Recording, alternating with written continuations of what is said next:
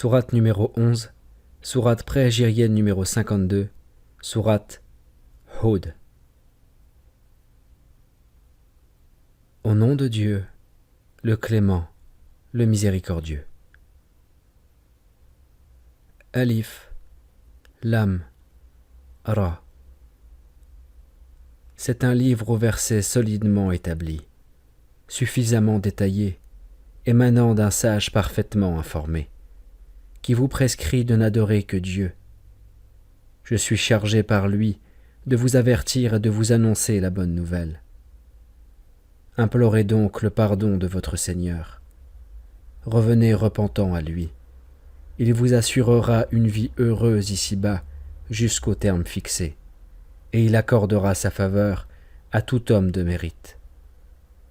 Mais si vous vous détournez, je crains pour vous les tourments d'un grand jour, car c'est vers Dieu que se fera votre retour, et sa puissance n'a point de limite. Or, ne voilà-t-il pas qu'ils se replient sur eux-mêmes pour se cacher de Dieu? Mais ne savent-ils pas que, au moment même où ils s'enfuient sous leurs habits, Dieu connaît déjà ce qu'ils dissimulent et ce qu'ils divulguent, car il voit dans le tréfonds des cœurs. Il n'est point de créature sur terre qui n'attende de Dieu sa pâture et dont Dieu ne connaisse le repère et le lieu de sa mort, car tout est consigné dans un livre explicite. C'est lui qui a créé les cieux et la terre en 6 jours, alors que son trône reposait sur l'eau, pour vous mettre à l'épreuve et reconnaître ceux d'entre vous qui agiraient le mieux. Or, si tu leur dis, vous serez certainement ressuscités après votre mort, les incrédules ne manqueront pas de dire, cela relève manifestement de la pure magie. Et si nous reportons le châtiment qui doit les frapper à une date déterminée, ils diront, qu'est-ce donc qui le retient? Qu'ils sachent que le jour où il se produira, rien ne pourra les en sauver, et que ce dont ils se moquaient les enveloppera de toutes parts. Faisons-nous goûter à l'homme un bienfait de notre part, et l'en privons-nous ensuite, il est alors livré au désespoir et plein d'ingratitude. Lui faisons-nous goûter un bienfait de notre part, après qu'un malheur l'a frappé, alors aussitôt il s'écrie « C'en est fini enfin de mes malheurs », plein de joie et de glorioles. Seuls ceux qui patientent et pratiquent de bonnes œuvres obtiendront pardon et belle récompense. Il se peut que tu sois tenté de délaisser une partie de ce qui t'a été révélé, et que tu ressentes un serrement de cœur, lorsque tu les entends dire « Que ne lui envoie-t-on un trésor du ciel, ou que ne lui adjoigne-t-on un ange ?» Rappelle-toi que tu n'es qu'un avertisseur, et que c'est Dieu qui est le gérant de l'univers. Diront-ils, c'est Mohammed qui a inventé ce Coran. Réponds-leur, eh bien, inventez vous-même 10 sourates pareilles, et faites-vous aider par qui vous pourrez, hormis Dieu, si vous êtes véridique. S'ils ne vous répondent pas, apprenez alors que ce qui a été révélé relève uniquement du savoir de Dieu, en dehors de qui il n'y a point d'autre divinité. Finirez-vous donc par vous soumettre à lui? Ceux dont l'ambition se limite au plaisir et au faste de ce monde, nous rétribuerons leurs efforts dans ce monde même, sans leur faire subir la moindre injustice. Mais ceux-là n'auront dans la vie future que le feu, car toutes les œuvres ici-bas seront vaines, et tout ce qu'ils auront accompli sur terre sera sans valeur. Peut-on comparer ces gens-là à ceux qui se réfèrent à une preuve évidente émanant de leur Seigneur, et qu'un témoin envoyé par lui vient leur réciter, corroborant ainsi l'écriture de Moïse, qui était révélée pour servir de guide et de bénédiction? Ce sont ceux-là les vrais croyants. Quant à ceux, parmi les factieux, qui refusent de croire, ceux-là, leur rendez-vous est déjà pris avec l'enfer. N'aie aucun doute là-dessus, car c'est là la stricte vérité émanant de ton Seigneur, mais la plupart des hommes n'y croient pas. Y a-t-il plus coupable que ceux qui inventent des mensonges sur le compte de Dieu?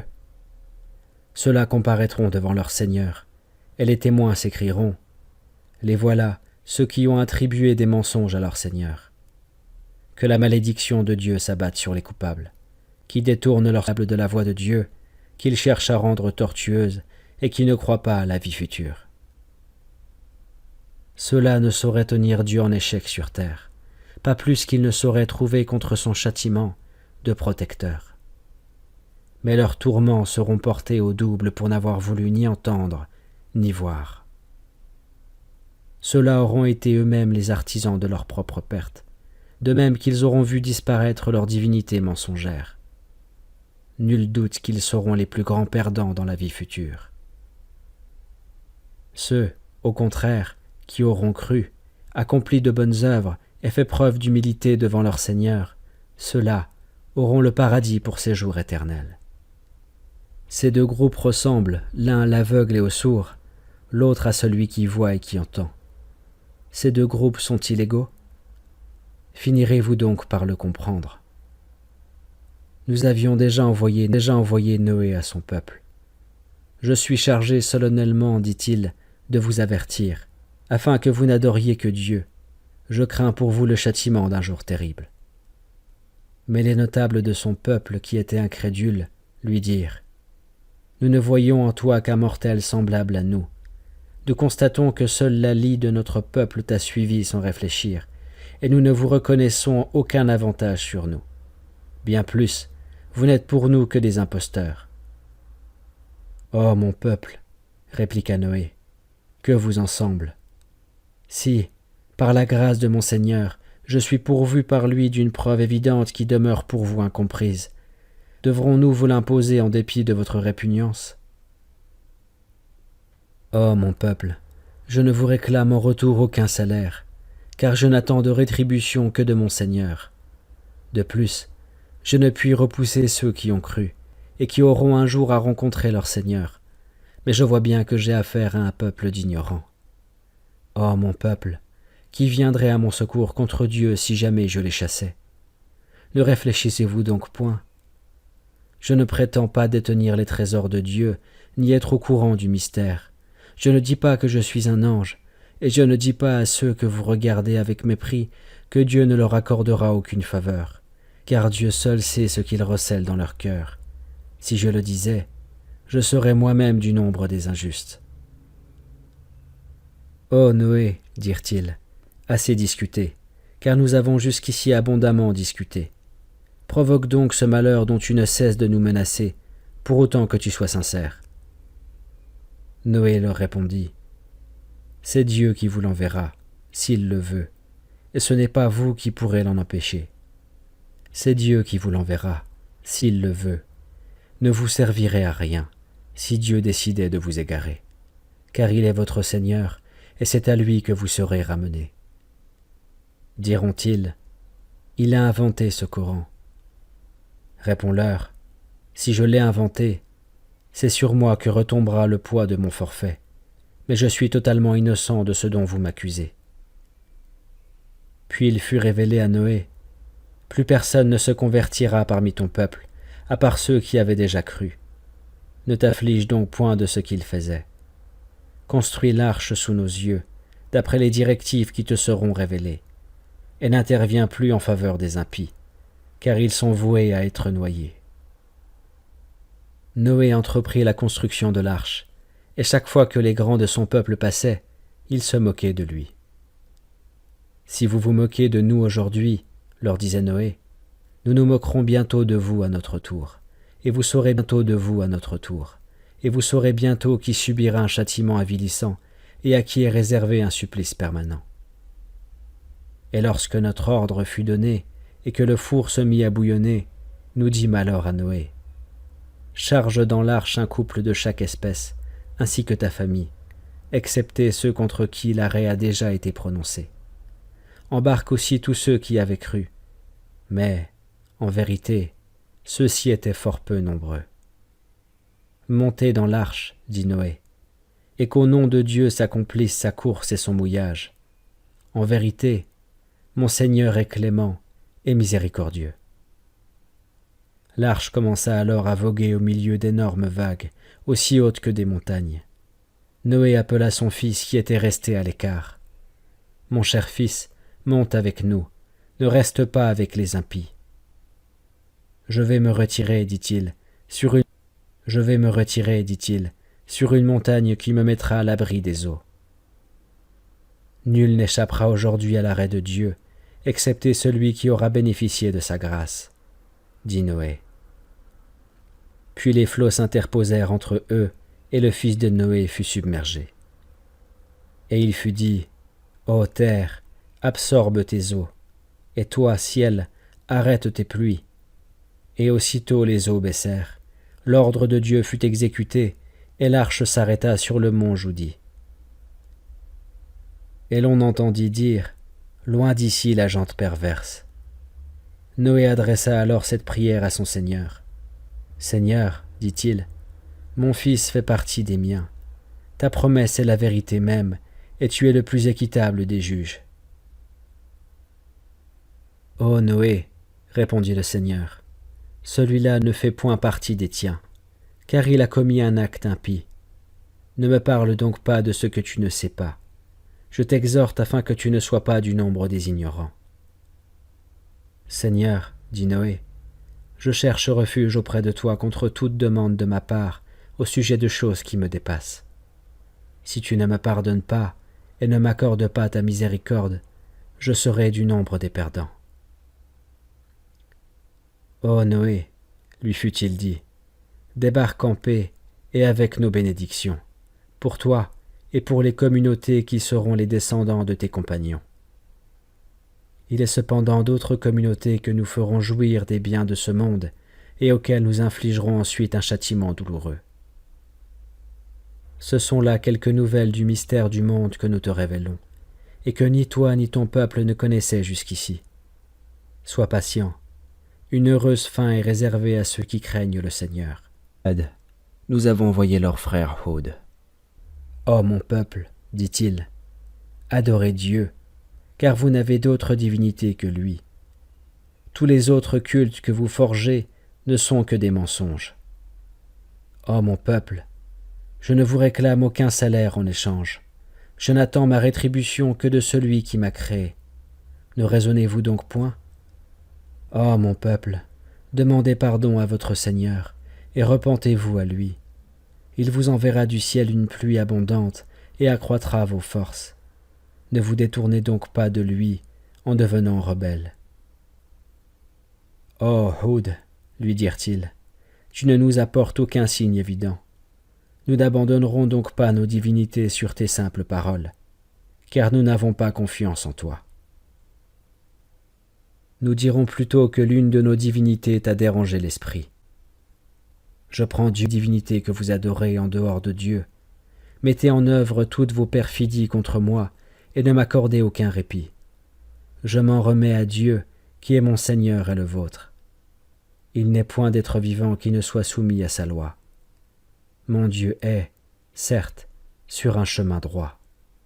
Et si vous vous détournez, je vous aurai du moins transmis le message que j'étais chargé de vous faire parvenir, et mon Seigneur vous remplacera par un autre peuple, sans que vous puissiez lui nuire, car mon Seigneur est de toutes choses le gardien vigilant. Et lorsque notre ordre fut donné, nous sauvâmes Hud et ceux qui avaient cru avec lui, par un effet de notre miséricorde. Nous les sauvâmes d'un terrible tourment. Telle fut l'histoire du peuple de Had, qui avait nié les signes de son Seigneur, désobéi à ses prophètes et suivi les ordres de tout tyran rebelle. Maudit à jamais, désobéi à ses prophètes et suivi les ordres de tout tyran rebelle. Maudit à jamais ici-bas, il le sera aussi dans l'autre monde.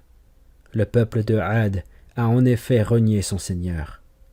Périsse donc Had, peuple de Hud. Au Thémoud, nous avons envoyé leur frère, Salih. Ô mon peuple, dit-il, adorez Dieu. Vous n'avez d'autre divinité que lui. C'est lui qui vous a formé de la terre et qui vous y a établi. Demandez-lui pardon et revenez repentant vers lui, car mon Seigneur est si proche et si prompt à exaucer les prières. Ô Salih, répondirent-ils, tu étais jusqu'ici l'objet de nos espérances. Vas-tu à présent nous interdire d'adorer ce que nos pères adoraient? En vérité, nous avons des doutes troublants au sujet du culte auquel tu nous invites. Ô mon peuple, dit-il, que vous en semble, Si j'étais nanti d'une preuve évidente par mon Seigneur, et s'il m'avait accordé sa miséricorde, qui me protégerait donc contre Dieu si je venais à lui désobéir? Vous ne feriez alors qu'ajouter à ma perte. Ô mon peuple, voici comme signe pour vous la chamelle de Dieu. Laissez-la paître sur la terre de Dieu, et ne lui faites aucun mal. Sinon, votre châtiment ne se fera pas attendre.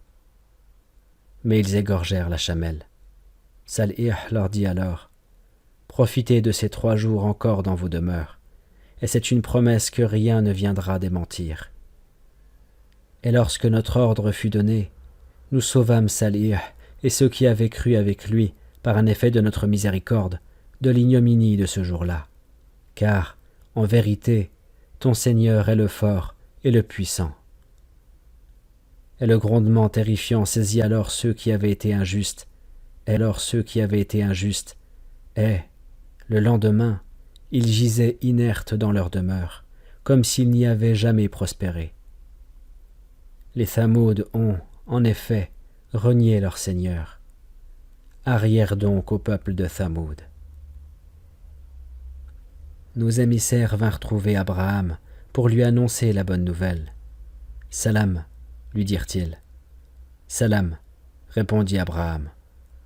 Et peu après, il leur servit un veau rôti.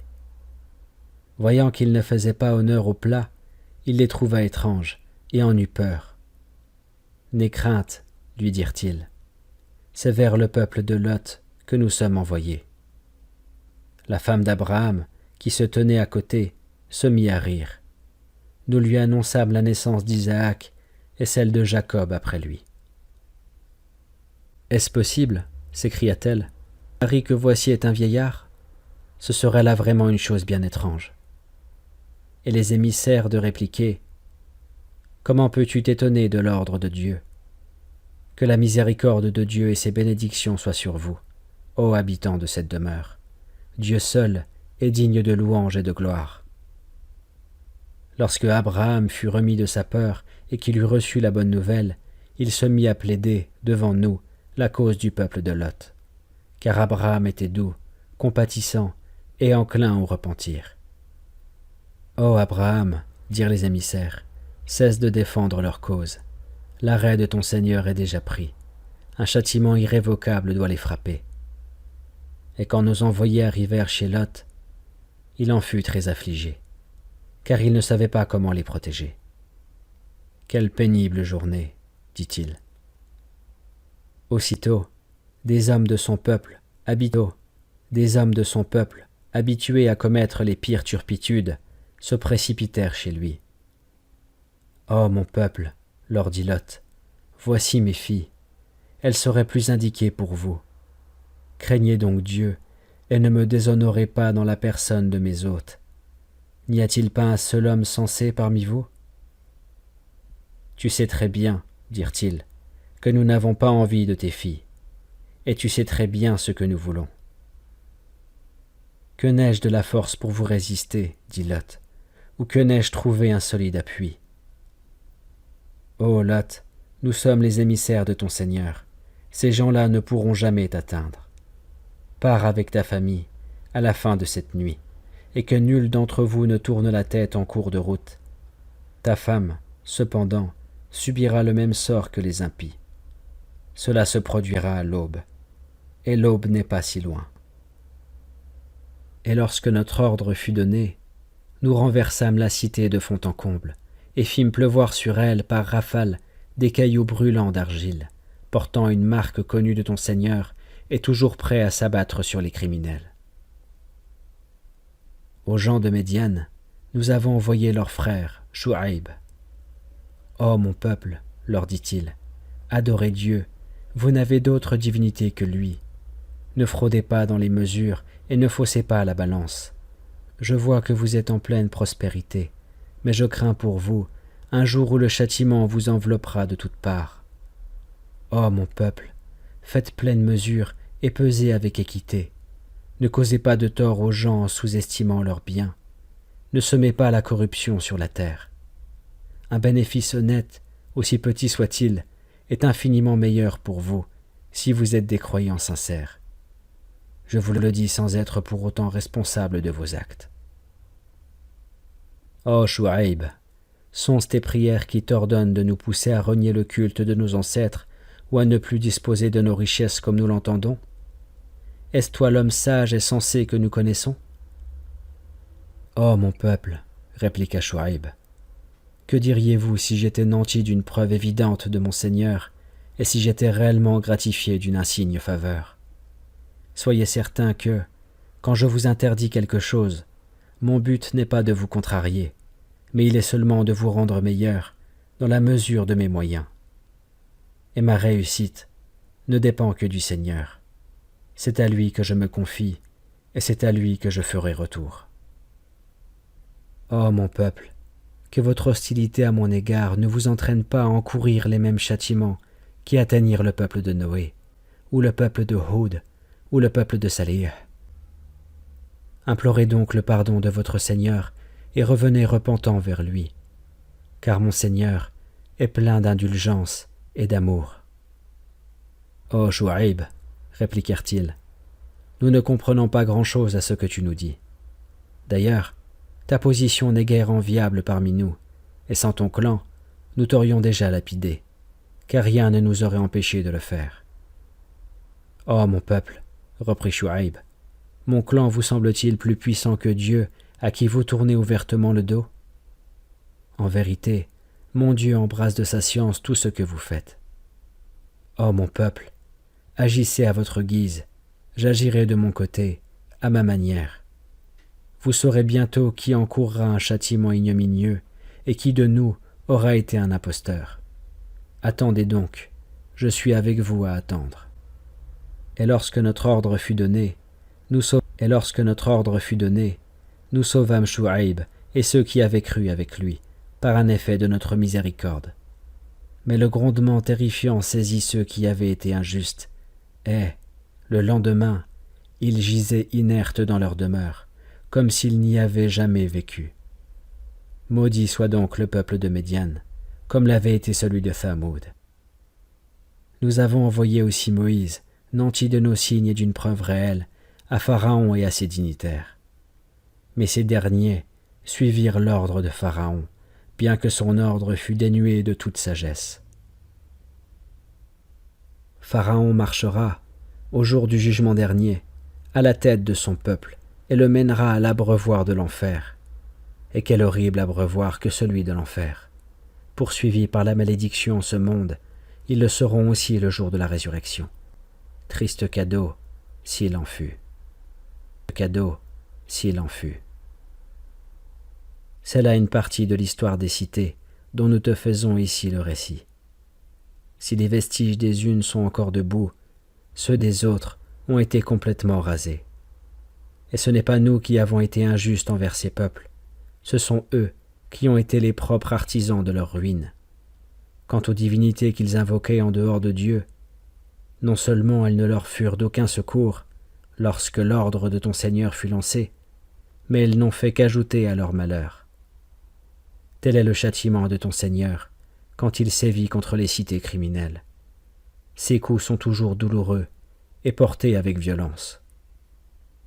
Il y a là un enseignement pour qui craint les tourments de la vie future, quand les hommes seront rassemblés en un jour solennel, dont nous ne retardons l'avènement qu'en raison du terme qui lui a été fixé d'avance.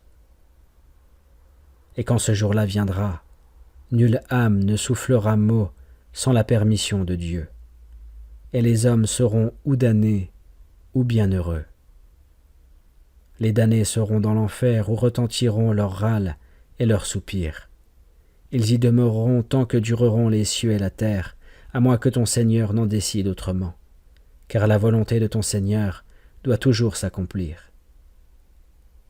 Quant aux bienheureux, c'est au paradis qu'ils iront pour y demeurer immortels, tant que dureront les cieux et la terre, à moins que ton Seigneur n'en décide autrement. Et ce sera pour eux un don permanent. Ne te fais aucune illusion sur ce qu'adorent ces gens-là. Ils n'adorent que ce qu'adorait leur père auparavant, et nous leur attribuerons leur lot sans rien diminuer. Nous avons donné à Moïse l'écriture au sujet duquel des controverses furent suscitées. et sans un arrêt pris, on aurait déjà tranché leurs différends. Aussi sont-ils toujours, à son sujet, dans un doute troublant. À tout cela, ton Seigneur attribuera le mérite exact de leur œuvre, car il est parfaitement au courant de ce qu'ils font. Agis avec rectitude, comme il t'a été prescrit, ainsi qu'à ceux qui, avec toi, se sont repentis. Ne vous livrez pas à des excès. Dieu est bien au courant de ce que vous faites. Ne vous rangez pas du côté de ceux qui commettent des injustices, de peur que le feu ne vous atteigne. Et vous n'aurez alors point d'allié en dehors de Dieu, ni de protecteur. Prie aux deux extrémités du jour et à certaines parties de la nuit. Certes, les bonnes actions chassent les mauvaises. C'est là un rappel qui s'adresse à ceux qui savent réfléchir. Sois patient. Dieu ne frustre jamais les hommes de bien. S'est-il trouvé parmi les générations d'avant vous assez d'hommes vertueux pour lutter contre la corruption sur la terre? Car, à l'exception de la petite minorité que nous avons sauvée, les autres préféraient le luxe dont ils jouissaient et se comportaient en criminels. Ton Seigneur, en effet, ne saurait anéantir injustement les cités dont les habitants sont vertueux. Et si ton Seigneur l'avait voulu, il n'aurait fait des hommes qu'une seule communauté. Or, ils ne cessent de se dresser les uns contre les autres, à l'exception de ceux auxquels ton Seigneur a accordé sa miséricorde. Et c'est bien pour être si différents qu'il les a créés. Ainsi se trouve accomplie cette parole de ton Seigneur quand il a dit « En vérité, je remplirai la géhenne à la fois de djinns et d'hommes, tous réunis. » Tous les récits que nous te rapportons sur les prophètes sont destinés à raffermir ton cœur. Tu y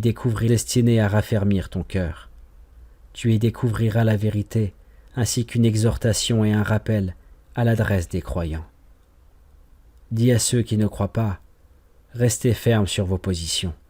Nous aussi, nous le sommes sur les nôtres. Et attendez, nous aussi, nous sommes avec vous à attendre. Dieu seul détient le mystère des cieux et de la terre, et c'est vers lui que tout fera retour. Adore-le donc, et place en lui ta confiance. En vérité, ton Seigneur n'est point indifférent à ce que vous faites.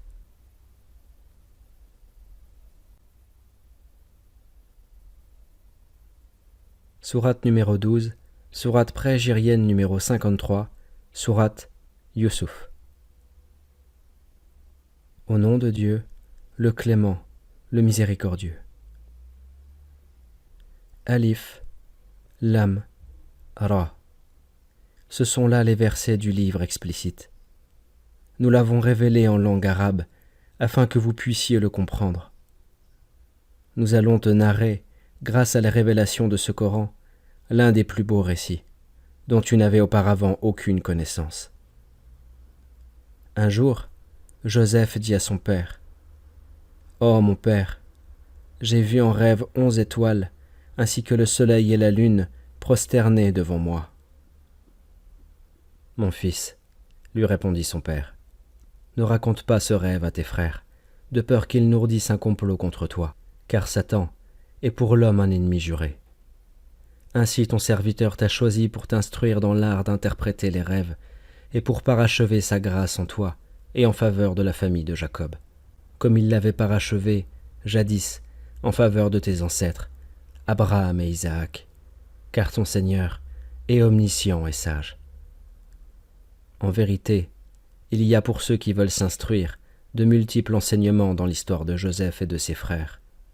Lorsque ces derniers dirent « Joseph et son frère sont plus chers à notre père que nous, bien que nous soyons plus nombreux qu'eux, c'est là une préférence injuste de sa part.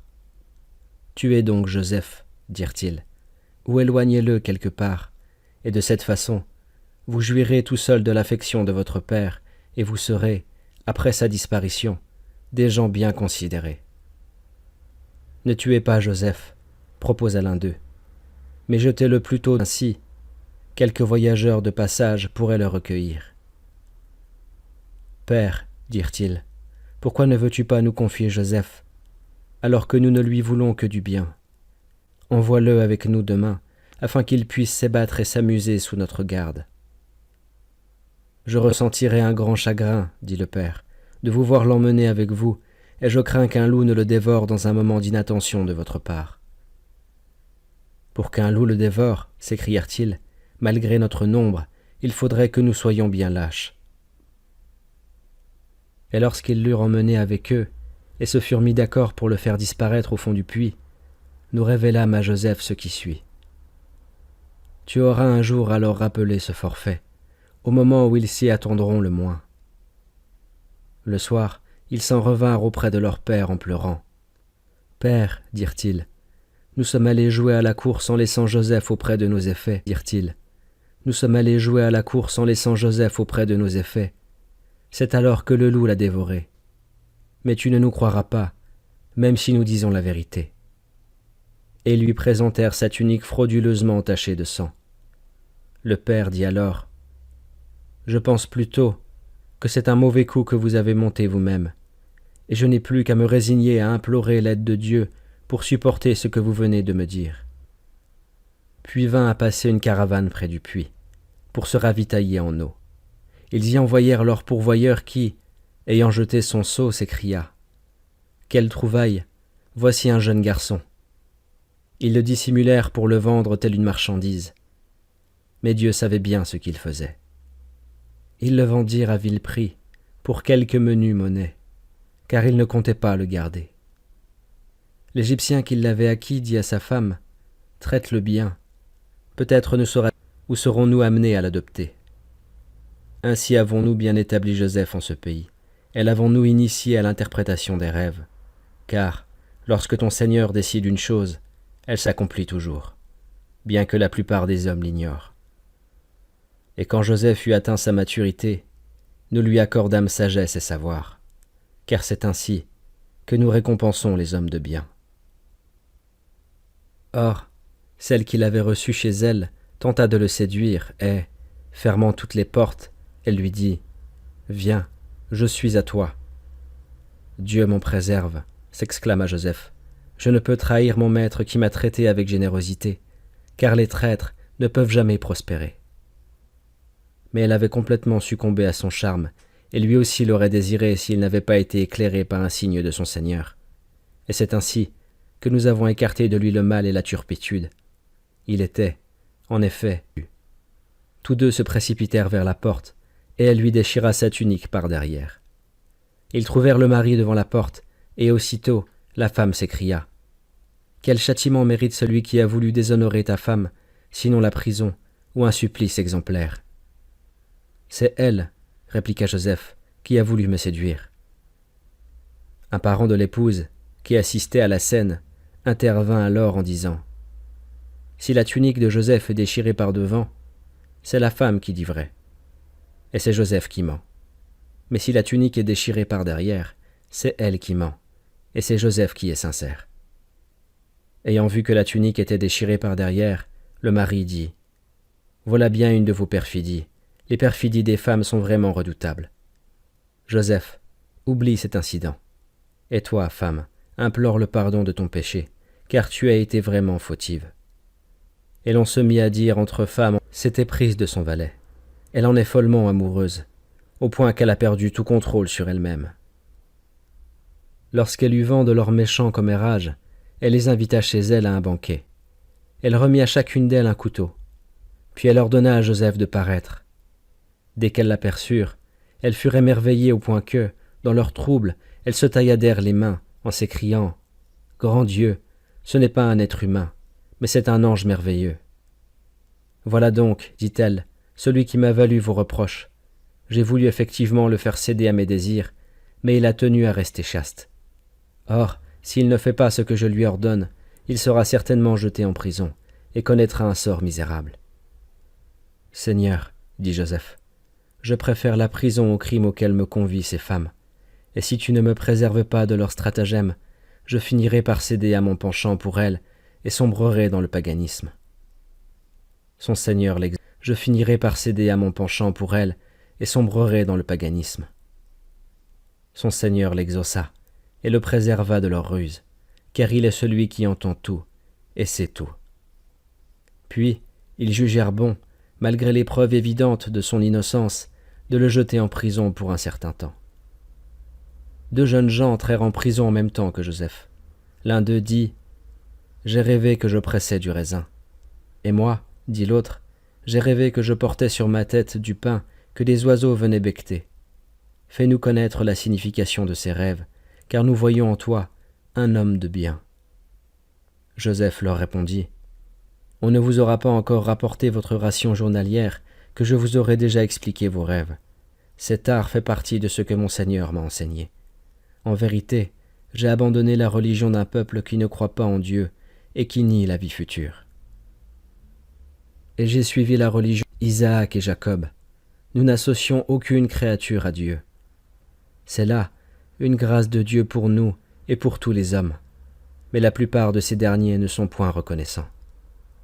Oh vous, mes 2 compagnons de prison, que vaut-il mieux, une multitude de divinités ou Dieu l'unique, le dominateur suprême?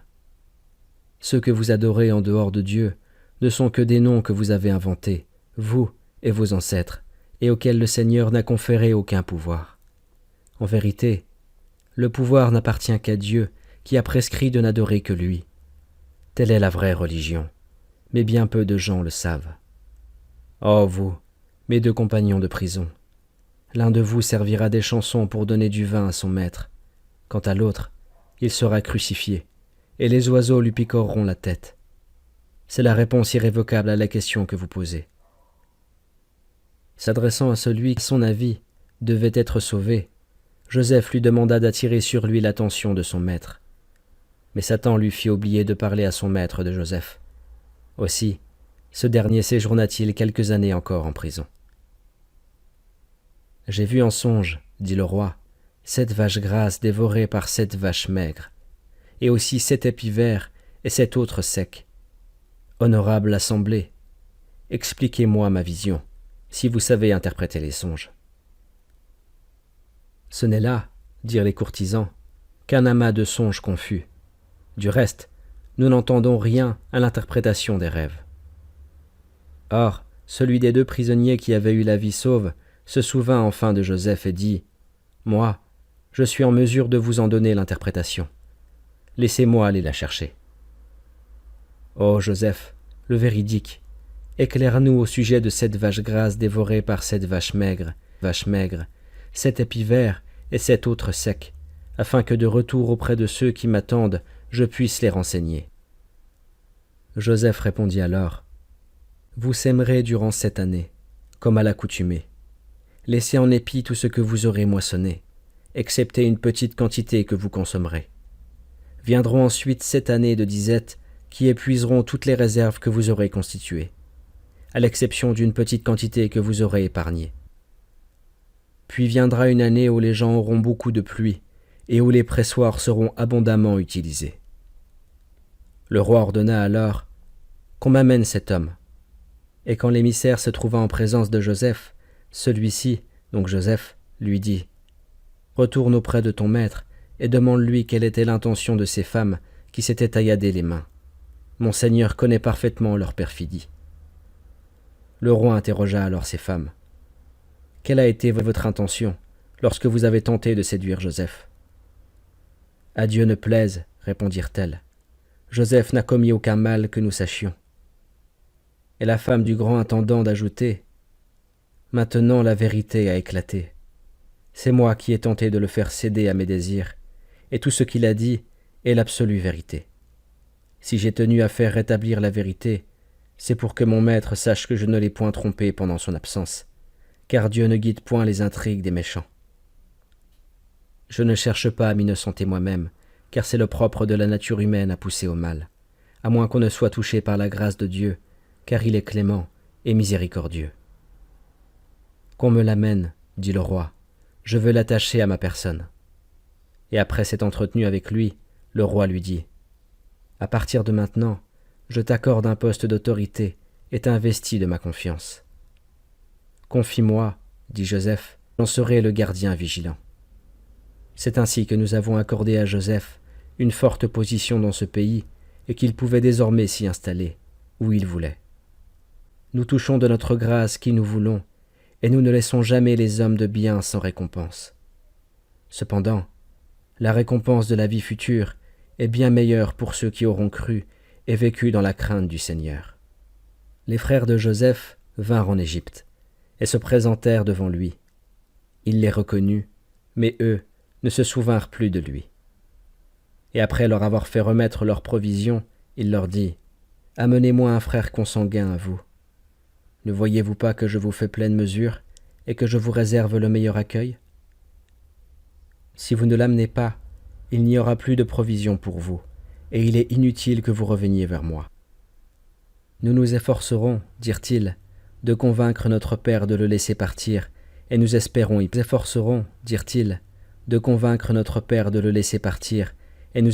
parvenir. Puis Joseph dit à ses serviteurs : « Dissimulez dans leurs bagages les marchandises qu'ils avaient apportées. Peut-être que, en rentrant chez eux, ils s'en apercevront, et que cela les incitera à revenir. » De retour auprès de leur père, ils lui dirent : « Père, on refuse de nous ravitailler à l'avenir si notre frère n'est pas avec nous. Envoie-le avec nous pour que nous obtenions des provisions. Nous en prendrons le plus grand soin. » Le père répondit : « Vais-je vous le confier, comme autrefois je vous avais confié son frère ? Mais Dieu est le meilleur gardien, et il est le plus miséricordieux des miséricordieux. » Et ayant déballé leurs bagages, ils trouvèrent que les marchandises qu'ils avaient troquées leur avaient été rendues. « Père, dirent-ils, que pouvons-nous espérer de plus ? Voilà que nos marchandises nous ont été rendues. Et cette fois-ci, nous rapporterons la charge d'un chameau de plus.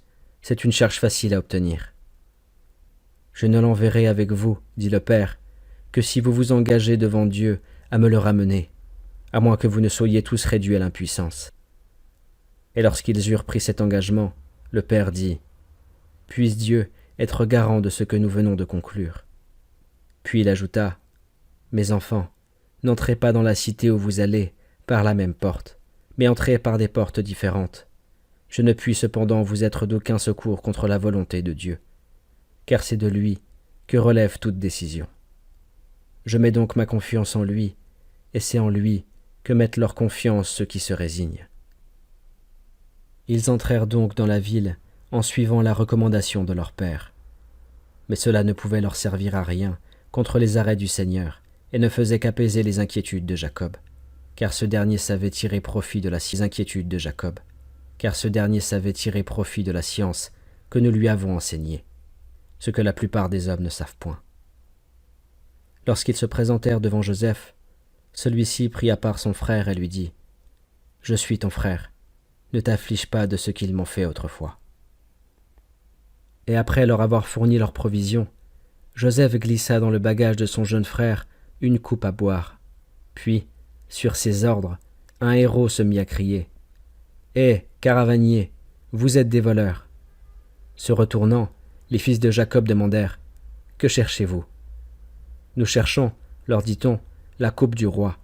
Quiconque la rapportera recevra une récompense en blé de la charge d'un chameau. » Et le héraut ajouta : « Je m'en porte garant. » « Par Dieu, répondirent les fils de Jacob, vous savez bien que nous ne sommes pas venus pour faire du mal et que nous ne sommes pas des voleurs. » « Quelle sanction sera aux voleurs s'il s'avère que vous avez menti ?» dirent les autres. « Celui, répondit les frères de Joseph, dans les bagages duquel la coupe sera trouvée, vous sera livré lui-même à titre d'esclave. C'est ainsi que nous punissons les prévaricateurs. » Joseph commença par fouiller les bagages des autres avant de passer à ceux de son frère, et il en retira la coupe. Nous avons suggéré à Joseph d'avoir recours à ce moyen, sans lequel il ne pouvait pas retenir son frère près de lui selon la loi du pays, à moins que Dieu ne l'eût voulu. Nous élevons en rang qui nous voulons, mais au-dessus de tout savant, il y a celui dont la science n'a point de limite. Il n'est pas étonnant qu'il ait commis ce vol, dirent les frères de Joseph. Un frère à lui avait déjà commis un vol avant lui. Joseph garda pour lui cette réflexion, et ne dévoila guère ce qu'il en pensait, se contentant de dire en lui-même : « Vous êtes encore plus mauvais que je ne croyais. Mais Dieu est le mieux informé de vos allégations. Ce jeune homme est d'un âge très avancé. Prends l'un de nous à sa place. Nous voyons en toi un homme d'une grande bonté. » « À Dieu me plaise, dit Joseph, que je retienne un autre que celui chez qui notre coupe a été trouvée. Nous serions alors vraiment injustes. » Désespérant de le faire fléchir, les fils de Jacob se retirèrent pour se concerter. « Oubliez-vous, dit l'aîné, que notre père nous a fait prendre un engagement devant Dieu? Oubliez-vous que vous avez déjà manqué à votre engagement en abandonnant Joseph auparavant? Je ne quitterai pas ce pays, pour ma part, avant que mon père ne me le permette, ou que Dieu ne juge en ma faveur, car il est le meilleur des juges. Retournez chez votre père et dites-lui, « Ô Père, ton fils a réellement volé.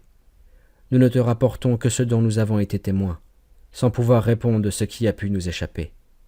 Interroge la ville où nous étions, ainsi que la caravane dans laquelle nous sommes arrivés. Tous te confirmeront que ce que nous disons est là. C'est là, leur dit Jacob, un autre mauvais coup que vous avez monté vous-même, et je n'ai plus qu'à me résigner.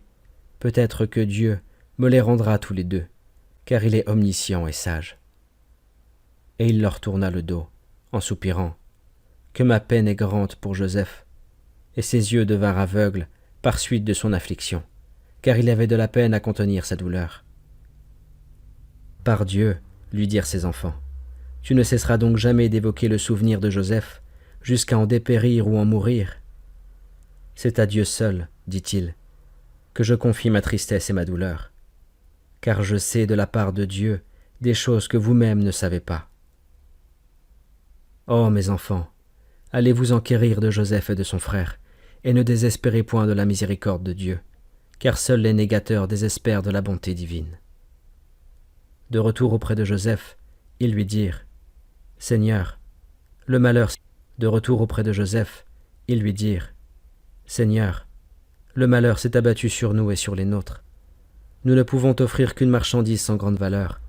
Fais-nous bonne mesure et sois charitable envers nous, car Dieu récompense toujours les gens charitables. » « Vous souvenez-vous, leur dit-il, de ce que vous avez fait de Joseph et de son frère quand vous étiez plongés dans l'ignorance? »« Serais-tu Joseph » dirent-ils. « Oui, je suis Joseph, et celui-ci est mon frère, dit-il. Dieu nous a accordé sa faveur. Quiconque craint Dieu et se montre patient en reçoit la récompense, car Dieu ne frustre jamais les hommes de bien de leur récompense. Par Dieu, dirent-ils, Dieu t'a vraiment préféré à nous, et nous avons été coupables. Soyez sans crainte, leur dit Joseph, que Dieu vous pardonne. Sa miséricorde n'a point scellé sur le visage de mon père. Il recouvrera la vue.